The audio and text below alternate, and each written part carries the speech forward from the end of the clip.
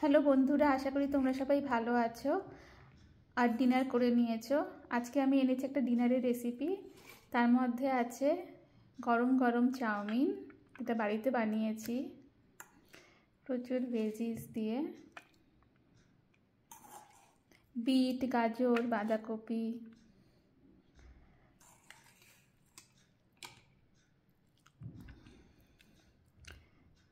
তো এই হলো চাউমিন, আর তার সঙ্গে আছে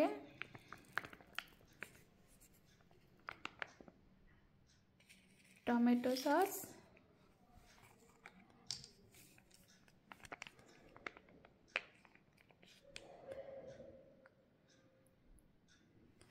আর চিলি সস।